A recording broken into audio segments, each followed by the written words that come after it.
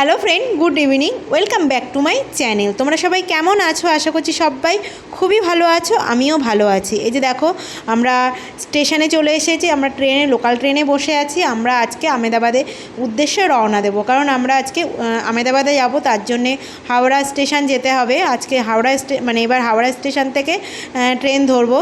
তো এখান থেকে শিয়ালদায় যাব, শিয়ালদা থেকে হাওড়া স্টেশন যাব। আমার বোন এসছে আমাদের লোকাল ট্রেনে তুলে দিতে, কারণ ও যদি হাওড়া স্টেশনে যায় ও আবার কী করে আসবে, সেটা তো সম্ভব নয়। এখান থেকে 2.5 ঘন্টা প্রায় লাগে আমাদের শিয়ালদা স্টেশনে যেতে। তো যাই হোক, চলো। দেখো, আমরা চলে এসেছি শিয়ালদা স্টেশন। দেখো, শিয়ালদা স্টেশন থেকে ট্যাক্সিতে উঠেছি। এই যে দেখো শিয়ালদা স্টেশন, এখান থেকে আমরা যাব হাওড়া স্টেশন। বুঝতেই পারছো আমাদের বাড়িটা কত দূর। এই যে দেখো, দেখতে পাচ্ছ শিয়ালদা স্টেশন। অনেক রাত হয়ে গেছে, কারণ 11:10 আমাদের ট্রেন, দেখতেই পাচ্ছ। তো যাই হোক, চলো। খুব একটা দেরি হয়নি, ঠিক টাইমেই আমরা এসেছি। সেইভাবেই আমরা বাড়ি থেকে লোকাল ট্রেনে উঠেছিলাম। এই যে দেখো, গাড়ি চালাচ্ছে, আমরা ট্যাক্সিতে বসে আছি। এই দেখো হাওড়া ব্রিজ, দেখতেই পাচ্ছ। বেশ কত সুন্দর লাগছে বলো হাওড়া ব্রিজটা। তোমরা আমাকে অবশ্যই কমেন্ট করে জানাবে। যারা ওয়েস্ট বেঙ্গলে বাইরে থেকে দেখছো তারাও আমাকে অবশ্যই কমেন্ট করে জানিও। তো চলো, আমরা এবার হাওড়া স্টেশনে যাব। তোমাদের কেমন লাগলো ভিডিওটা আমাকে অবশ্যই কমেন্ট করে জানাবে। আবার কবে আসবো জানি না। তো যাই হোক, মন খারাপ লাগছে, কিছু করার নেই, যেতে তো হবেই, কারণ ওখানেই আমাদের কাজকর্ম, আমার বরের কাজকর্ম। সেখানে খেতে গেলে তো কাজ করতেই হবে, তার জন্য বাইরে যেতেই হবে। তো বেশ সুন্দর লাগছে রাত্রেবেলা হাওড়া স্টেশন, হাওড়া ব্রিজটা। যাই হোক, চলো। অনেক বকবক করে ফেলছি। তো তোমাদের কেমন লাগলো ভিডিওটা আমাকে অবশ্যই কমেন্ট করে জানিও। যারা প্রথমবার ভিডিওটা দেখছো তারা অবশ্যই আমাকে সাবস্ক্রাইব করে পাশে বেল আইকনটা অবশ্যই প্রেস করে রাখবে। তো দেখো, তোমাদের সঙ্গে কথা বলতে বলতে হাওড়া স্টেশনে চলে আসলাম। প্রথমে এই জায়গায় নামাচ্ছিল, তারপরে ট্যাক্সি ড্রাইভারকে বলা হলো এখানে নামালে অনেকটা দূর যেতে হবে, সুতরাং আমাদের অনেক লাগেজও আছে। তো আমার বর বললো আর একটু আগের দিকে নিয়ে যেতে। তো যাই হোক, চলো হাওড়া স্টেশনে ভিতরে যাই, গিয়ে দেখি কোথায় কি পড়েছে প্ল্যাটফর্ম, কোন প্ল্যাটফর্মে আমাদের ট্রেনটা পড়েছে। তো যাই হোক, দেখো আমরা ভিতরের দিকে যাব, তোমাদের বাইরের দিকটা একটু দেখাচ্ছি কেমন লাগছে। তোমরা আমাকে অবশ্যই কমেন্ট করে জানাবে। খুব সুন্দরই লাগছে, আলোতে বেশ সুন্দরই লাগে হাওড়া স্টেশনটা।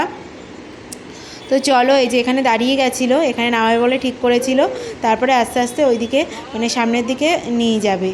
তো যাই হোক, চলো। এই যে দেখো, দেখতেই পাচ্ছ, আর স্টেশনটা যে খুব সুন্দর লাগছে, বেশ ভালোই লাগছে। আর পুলিশ তো দাঁড়িয়েই আছে। যাই হোক, ভালো, খুবই ভালো লাগছে, কিন্তু দুঃখও হচ্ছে। অনেক দিন ছিলাম, বেশ সবার সঙ্গে গল্প আড্ডা সবই চলছিল, কিন্তু এখন আবার সেই ঘরে গিয়ে একাই হয়ে যাব। কিছু করার নেই, যেটা বাস্তব সেটা তো স্বীকার করে নিতেই হবে, কারণ যেতেই হবে। তো যাই হোক, চলো আমরা এবার স্টেশনের ভিতরের দিকে যাই। তারপরে কোথায় প্ল্যাটফর্ম পড়েছে আমরা দেখে তারপরে যাব। তো যাই হোক, দেখো আমরা ভিতরে চলে এসেছি। প্রচুর লোক, প্রচুর ভিড়, দেখতেই পাচ্ছ। আর আমাদের 17 নম্বর প্ল্যাটফর্মে পড়েছে। তো আমার বর একটু ওইদিকে গেছে জল আনতে। তো আসলে তারপরে আমরা এইদিকে প্ল্যাটফর্মের দিকেই যাব। 17 নম্বর প্ল্যাটফর্মে পড়েছে। আগে এই দিকটাই পড়তো। আমরা হাওড়া স্টেশনে অনেক দিন, হাওড়া স্টেশন থেকে আমি ট্রেনে আমেদাবাদে যাওয়া হয়। এখন বেশিরভাগ আমি একা যাওয়া আসা করছিলাম কিছুদিন।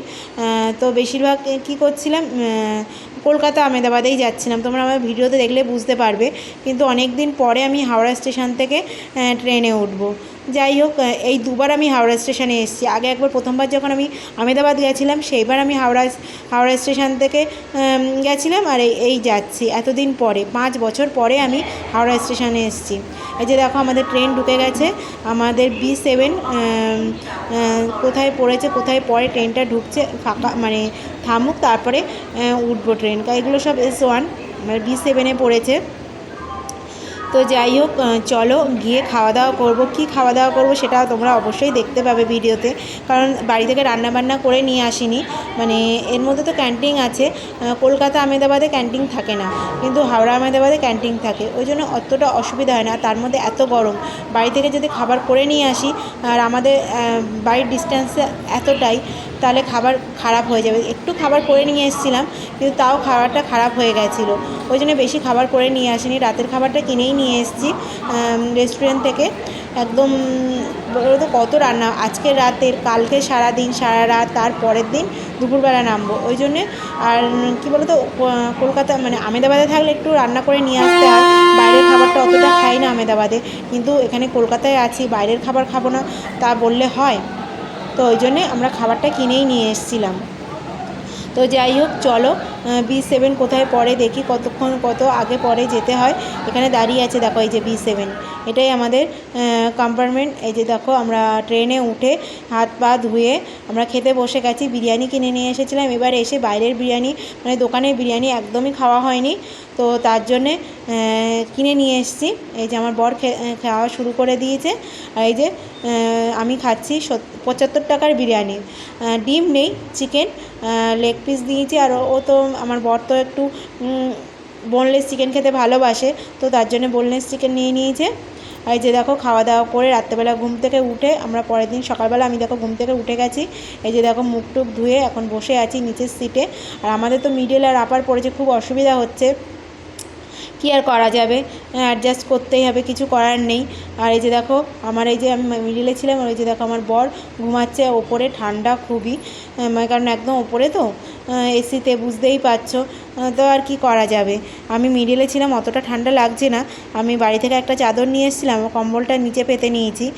আর হচ্ছে আমি কম্বল গায়েই দিই না, শীতকাল হলে আমি বাড়ি থেকে কম্বলটা ক্যারি করি।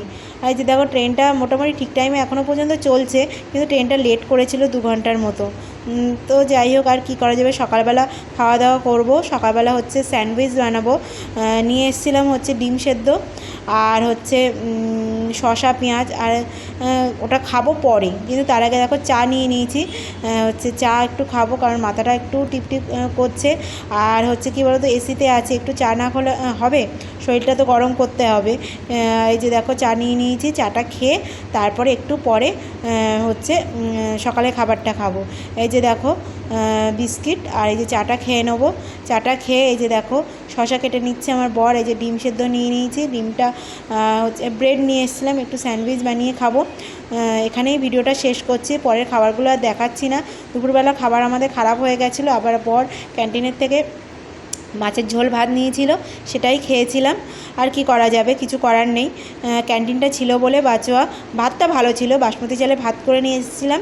পরের দিন রাত্রেবেলাও খেয়েছি, মানে এই স্যান্ডউইচটা যেদিন খাচ্ছি, মানে সেকেন্ড দিন রাত্রেবেলাও আমরা ভাতটা খেয়েছিলাম, কিন্তু আলু ভাজাটা একদম নষ্ট হয়ে গেছিলো। তো ডিম সেদ্ধ আর হচ্ছে মাছ এসব দিয়ে দুপুরবেলার খাবারটা খেয়ে নিয়েছি। তো চলো, ভিডিওটা আজকে এখানেই শেষ করলাম।